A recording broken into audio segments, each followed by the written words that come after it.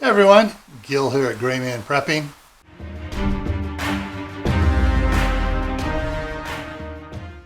On this episode of Your Prep for Today, I want to talk to you, I want to talk to those of you out there that have pets.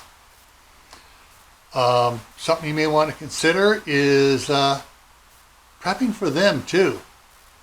If you got a cat or a dog or multiple cats and dogs, pet food, pet supplies, grooming supplies, flea collars, all that fun stuff, medications. If your pet has to take certain medications, see about getting extra for them.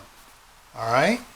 Because you can't get it for them and you need to, and even if it's a short duration period of time, a problem, like from a hurricane or tornadoes or something in your area and you don't have meds for them, you may lose your pet. So get the supplies you need, get the medications you need, and get the grooming pet care supplies as well. All right? Okay, so I'm going to put a link up here to my other channel, Camp Pat and Family Compound. I'm going to put a couple playlists up here that'll help you survive things. Why? Well, this is why.